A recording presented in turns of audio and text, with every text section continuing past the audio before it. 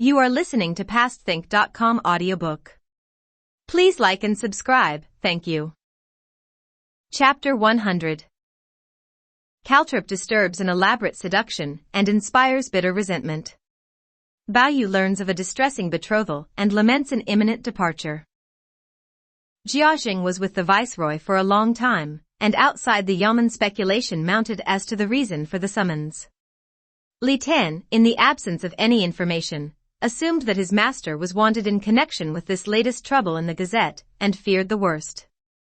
At last the interview was over, and Li hurried forward to meet Jiaxing and accompany him home.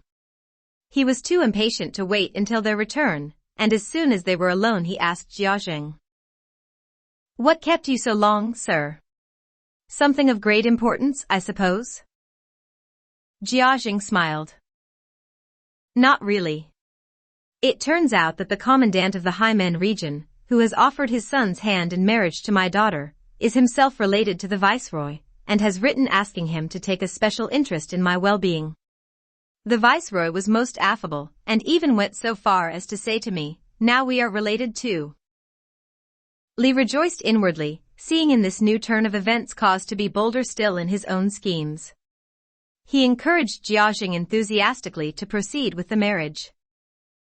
Communications between Qiangxi and the capital were slow, and it was hard for Jiaxing to know whether or not he was personally implicated in Xuepan's troubles. At such a great distance it would be difficult for him to influence the course of events in Xuepan's favor.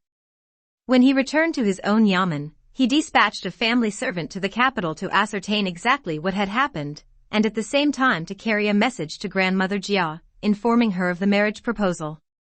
If she agreed, he suggested that Tanchun should be sent straight away to join him, in preparation for the wedding. The servant set off with all speed for the capital.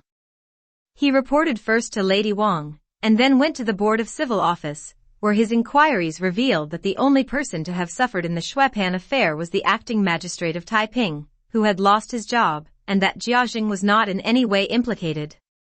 The servant sent back a reassuring report to Jiaxing, himself remaining behind to await further developments. It will be remembered to what lengths Aunt Xue had gone, and with what large sums of money she had bribed the various courts involved, to bring in a verdict of accidental homicide in the earlier stages of Xuepan's case. She had been proposing to raise the money for his fine by selling the family pawnshop business. Now when she heard of the new verdict brought by the Board of Punishments, she sent still more bribes, but to no avail.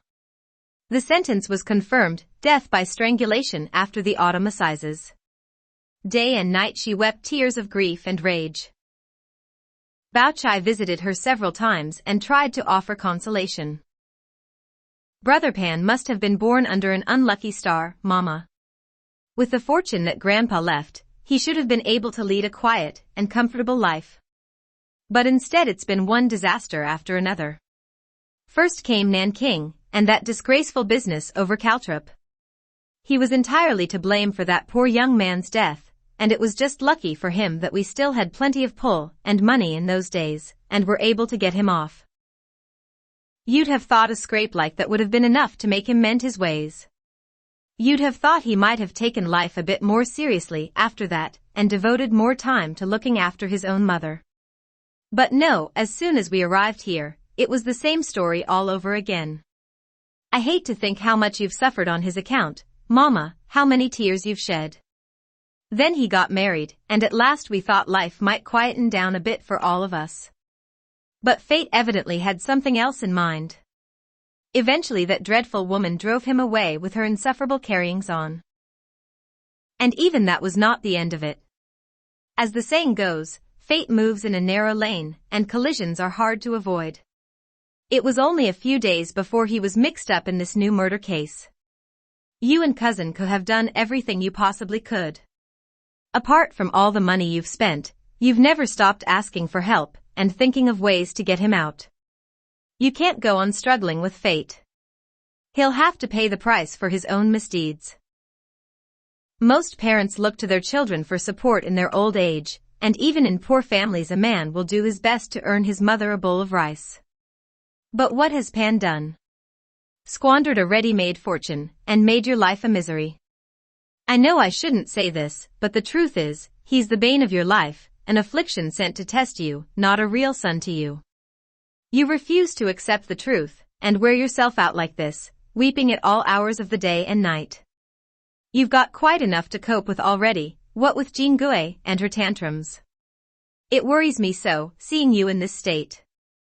I only wish I could be here with you all the time, and help keep the peace. But I can't. Bao Yu would never let me come back, however half-witted he may be. The other day Serging sent a message home to say how shocked he was to read the report in the Gazette. He has already sent one of his men to try to intervene on Pan's behalf. So you see, there are so many people trying to help Pan out of this mess he's made. And thank goodness I'm at least close by. I think if I were living a long way off and heard that this had happened, I'd simply die worrying about you. Please, Mama, give yourself a moment's respite. Be thankful that Pan is still alive. Use this opportunity to take stock. Ask one of the older men in the firm to find out what we owe and what we are owed, and see exactly how much we have left.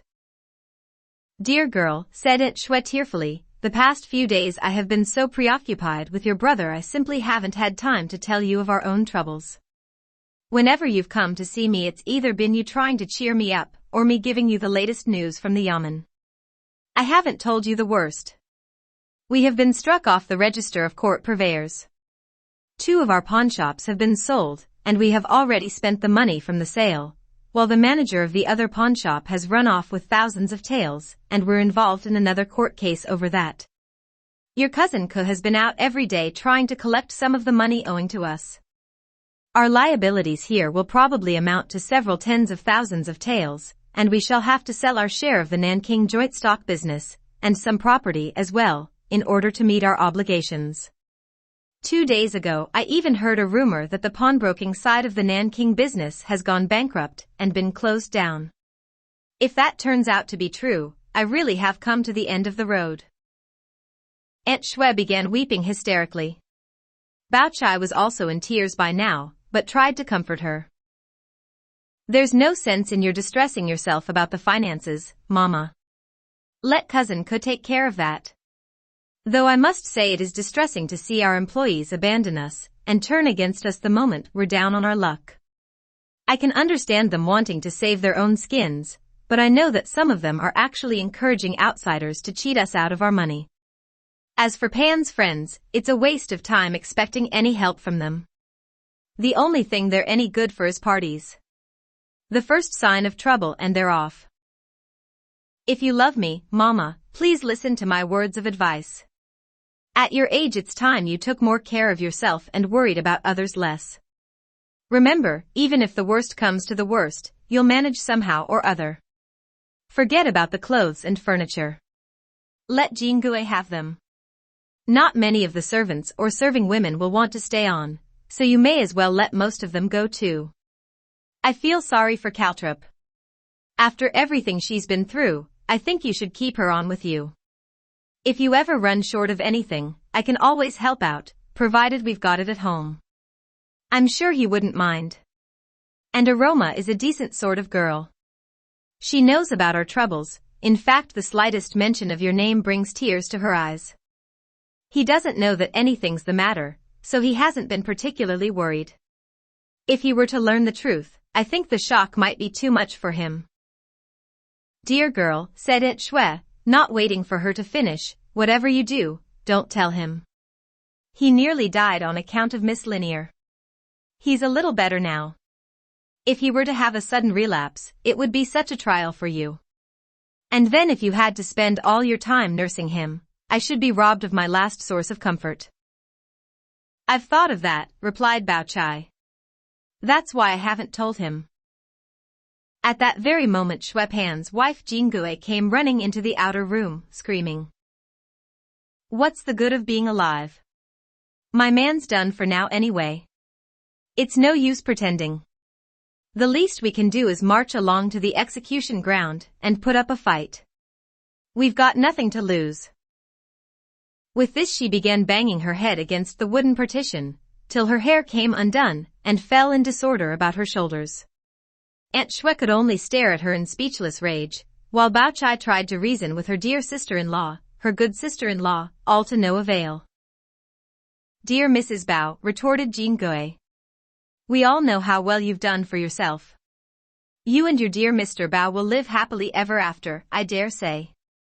But I'm all on my own. I'm long past caring about appearances." She announced her intention of returning to her mother's, and made a dash for the street. Luckily there were enough people present to stop her, and eventually they managed to calm her down. Bao Qin, who was at this time still staying with Aunt Shui, in preparation for her own wedding, was so horrified by Jean Gui's behavior that she resolved to keep well out of her way from then on. Whenever Xueqin was at home, Jean Gui would select one of her more provocative gowns and issue forth, her cheeks heavily powdered and rouged, her eyebrows penciled, her hair dressed in its most alluring style. She would contrive to walk past his apartment, where she would give an artificial-sounding cough, or ask innocently who was inside. If she encountered him in person, she would at once waylay him and attempt to beguile him with seductive small talk, simpering, pouting and purring by turns, displaying for his benefit the full range of her feminine charms. When the maids saw what she was up to, they beat a hasty retreat. Jean Gui carried on regardless, intent on executing Moonbeam's plan for the conquest of Xueqin. He for his part avoided her if he could, and if he could not, endeavored to be civil, out of a fear that she might otherwise cause worse trouble for him. But Jean Gui's infatuation blinded her to the truth, so that Xueqin's courteous manner only fanned the flames of her desire. The one thing she could not help noticing, however, the one detail that marred the illusion, was the way in which the object of her passion entrusted every smallest thing of his to Caltrop. The sorting, mending and washing of his clothes, all were given to her.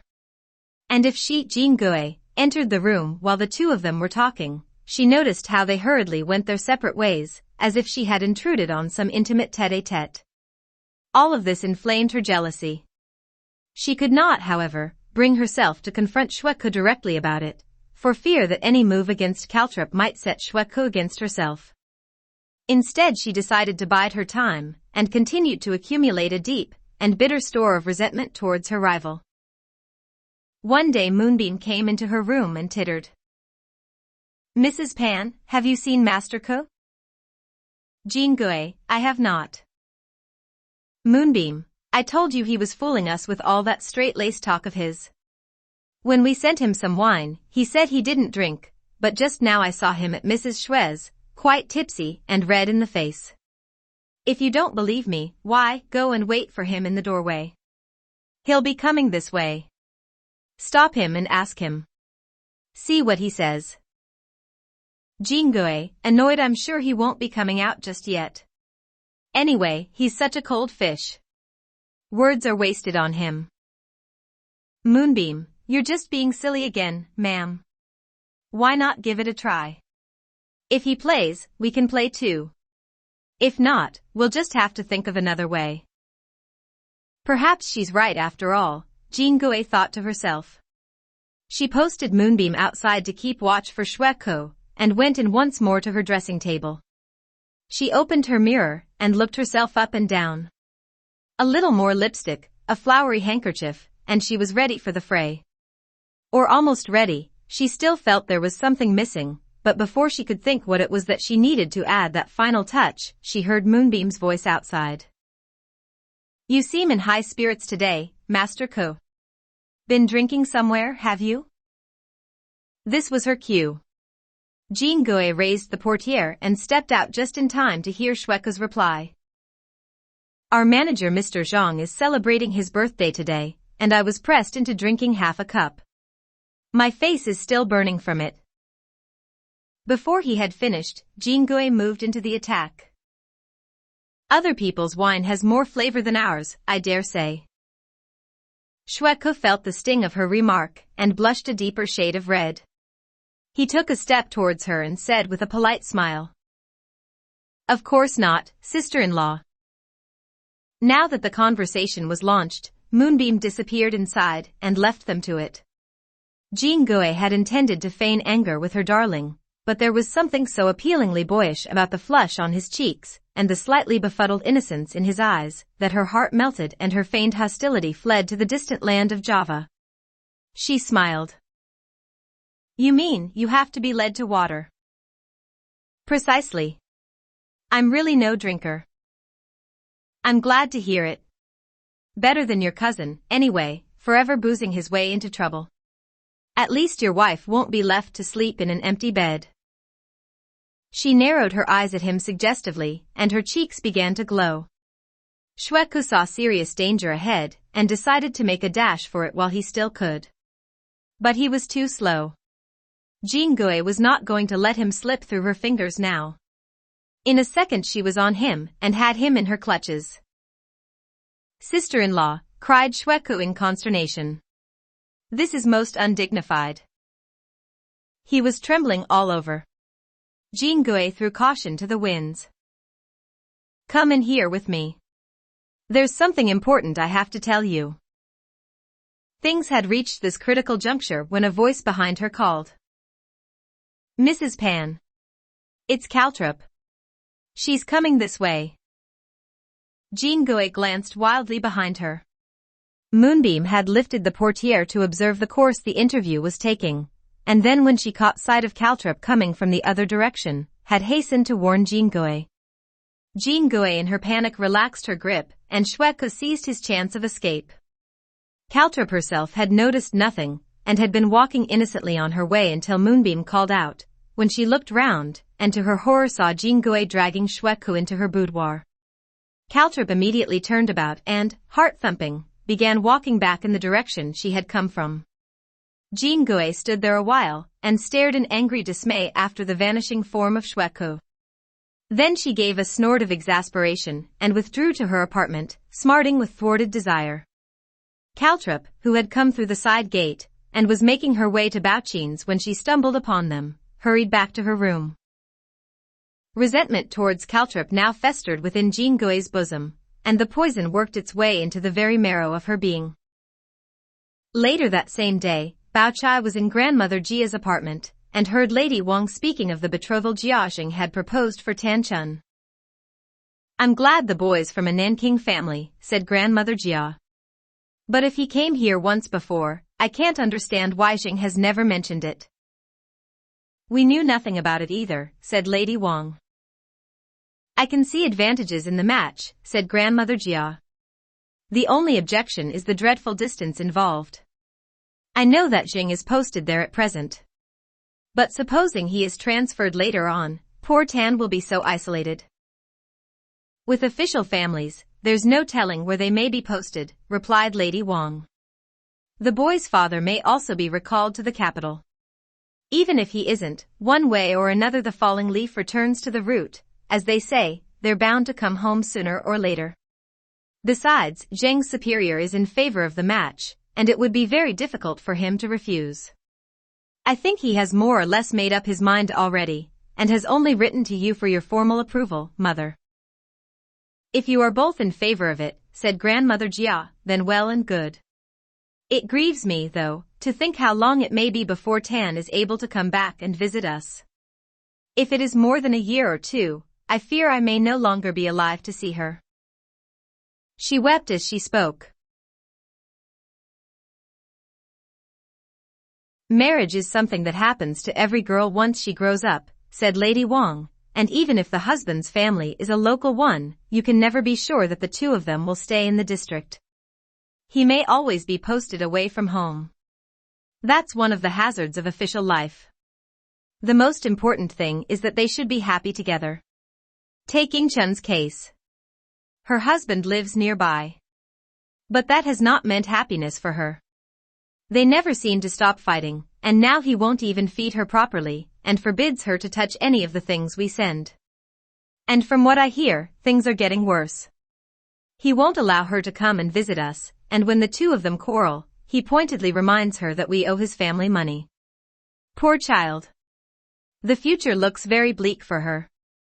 The other day I was worried on her account, and sent some of my women to call at the Sun home. Ying Chun was hiding in a side room, and wouldn't come out to see them. They insisted on going in, and found her freezing to death, poor thing, with nothing on but some threadbare old clothes. And it was a bitterly cold day. She broke down in front of them and begged them not to reveal her miserable plight to us at home. "It's my fate to suffer like this," she said. "And we're not to send her any more clothes or food or anything. They never reach her, and her husband will only accuse her of complaining again and give her another beating. So you see, Mother-ing may be close at hand, but the very closeness only makes her suffering harder for us to bear. Her mother turns a blind eye, and her father has refused to intervene at all. She is worse off than one of our lowest grade maids. Although Tan is not my own daughter, I'm sure Jing wants to do the best for her. He has obviously seen the boy and must approve of him, or he wouldn't be in favor of the match. So I hope you'll agree, and then we can choose a lucky day for her to make the journey, and send a proper escort to accompany her to Zheng's official residence. I am sure Jing will see to it at his end that everything is done in a fitting manner." "Very well then," Grandmother Jia concurred. "I'll go along with Zheng's idea, and I leave it to you to make the necessary arrangements. Choose a suitable day in the almanac for traveling. There, the matter is settled now." "Yes, Mother." Bao Chai heard all this clearly, and although she did not breathe a word of protest, she thought to herself sadly, "Tan is one of the very best of us. And now she is being married as well and sent away. One by one our numbers are dwindling." Seeing that Lady Wang had risen and was taking her leave, Bao Chai accompanied her out of the room, and then returned immediately to her own apartment. She said nothing to Bao Yu of Tan Chun's engagement, but told Aroma later, when she found her sewing on her own. Aroma too was very unhappy at the news. Aunt Zhao, on the other hand, was positively delighted. "The girl's shown me nothing but disrespect," she thought to herself. "No one would ever have guessed that I was her mother. I receive worse treatment at her hands than one of her maids. She's always trying to better herself, and sides with anyone rather than her own mother or brother. With her in the way, Huan would never have been able to get anywhere. If her father has sent for her, then good riddance. I've given up hoping for any respect from her. I hope she's as miserable as Ying is. I'd be glad to see it happen." She hurried over to Tan Chun's apartment to offer her congratulations. "You certainly are on your way up in the world, my dear," she crowed. "I'm sure life at your new home will be even more to your liking than it is here. You must be pleased. Now remember, I am your mother, for all the good it's ever done me. So don't think of me as all bad.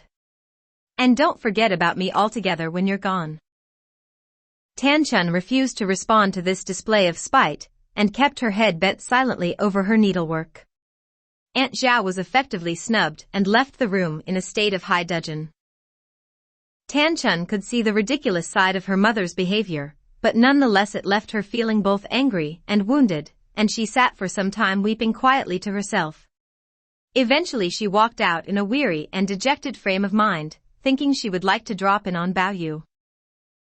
"Tell me, Tan," he said, the moment she entered his apartment, "I know that you were with Cousin Lin when she died, and that you heard music in the distance. Do you think there was some unexplained mystery behind it? Do you think Cousin Lin was really a fairy, and that at her death she was merely returning to her heavenly abode?" Tan Chun smiled. "That sounds like another of your fancies. It was a strange night, though, that's certainly true, and the music was unlike any that I've ever heard before. Who knows, you may even be right." Bao Yu took this as confirmation of his hypothesis. He also recalled the words of the man he had encountered in his strange dream of a few months before, who had said that Dai Yu was no ordinary mortal, and no ordinary shade, but a visitor from some immortal realm. This mingled in his mind with another vivid memory, that of the moon goddess in the play he had seen the previous year. The goddess and Dai Yu possessed the same ethereal beauty, the same otherworldly charm. After a while, when Tan Chun had gone, he felt a sudden and overwhelming urge to have Nightingale close at hand, and asked Grandmother Jia to send her over to his apartment. Nightingale was unwilling, on this as on previous occasions, to comply with Bao Yu's request, but she could hardly disobey an order emanating from Grandmother Jia and Lady Wang. Whenever she was in Bao Yu's presence, she did nothing but sigh, in a way that seemed to express both grief, for her mistress and disapproval of Bao Yu. When they were alone together, and Bao Yu took her by the hand and asked her very tenderly to speak to him about Dai Yu, she always refused to confide in him. Bao Chai observed this attitude of hers, and far from being cross, commended her to others for her loyalty to her mistress. As for Snow Goose, although it was she who had come forward to assist at the wedding, Bao Chai thought her rather a silly sort of girl, and asked Grandmother Jia and Lady Wang to marry her off to one of the pages and set them up on their own somewhere. Nanny Wang had been retained to escort Dai Yu's coffin to the south at a later date, while Dai Yu's junior maids were transferred to Grandmother Jia's apartment.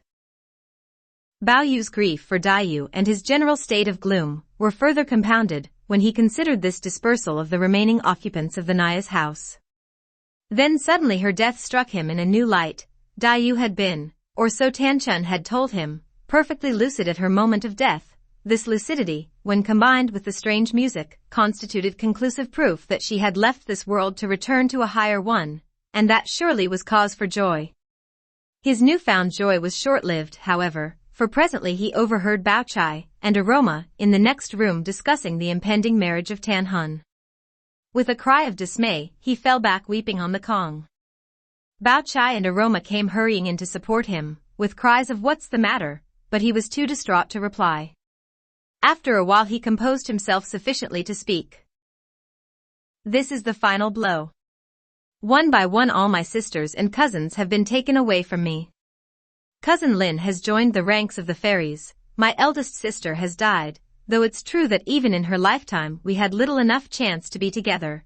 Ing is coupled with that brute, now Tan is being sent to the ends of the earth to be married, and I shall never set eyes on her again. As for Xiang Yun, who knows where she will end up? Bao Qin is engaged to be married and won't be with us much longer. Will no one be spared? Am I to be left here all on my own?" Aroma was ready with words of comfort, but Bao Chai silenced her with a wave of her hand. "Don't humor him. Let me ask him a question instead." She turned to Bao Yu. "What is it that you want exactly? Do you expect all your cousins to stay here and grow up into old maids, just in order to keep you company in your dotage? Don't they have your gracious permission to marry and lead their own lives? Tan is the first of your sisters to be sent such a long way from home, and since it's father's decision there's no going against it. As for the others, has it never occurred to you that they might have plans of their own? You're not the only person in the world with feelings of brotherly love, you know. But if everyone with those feelings adopted your attitude, for a start, I wouldn't be living with you now, I'd still be at home. Honestly. Reading books is supposed to improve the mind and foster a more sensible approach to life. But your wits seem more addled than ever. If that's what you really think, Aroma and I may as well go and live somewhere else. Then you can go ahead and invite all the others to move in and look after you." Bao Yu took both of them by the hand. "I know you're right. But why must it happen so soon? Couldn't they wait till I am dust and ashes?" Aroma put her hand over his mouth. "There you go. More nonsense. You've only just begun to recover, and Mrs. Bao's getting her appetite back again at last. If you make another scene I shall wash my hands of you altogether." Bao Yu knew that they were talking sense. But in his heart he couldn't find a way to their sensible point of view. "What you are saying is obviously right," he moaned. "But what can I do? I feel so utterly wretched." Bao Chai said nothing more but secretly dispatched Aroma to fetch him a sedative. They did their best to calm him down, and Aroma suggested to Bao Chai that they should ask Tanchun to refrain from calling on Bao Yu before her departure. "There's no need to worry," said Bao Chai. "In a day or two, when he's in a more reasonable frame of mind, it would actually be a good thing for them to have a long talk. Tan is an extremely intelligent person, and not the type to pander to the sensibilities of others. I'm sure she'll give him some sound advice, and help to cure him from thinking in this way." Meanwhile Faithful arrived with a message from Grandmother Jia, who had just learned of Bao Yu's relapse. Aroma was to comfort him, and on no account to allow him to fret. Aroma assured Faithful that she would follow Grandmother Jia's instructions, and after sitting with them for a short while Faithful returned. Grandmother Jia was also concerned about the preparations for Tan Chun's departure. Although Tan Chun would not be traveling with a complete trousseau, they should nevertheless provide her with all the personal effects she might need. Grandmother Jia sent for Shi Feng, told her of Jia Zheng's decision, and placed these arrangements in her hands. Shi Feng undertook this responsibility, but to learn how she managed you must turn to the next chapter.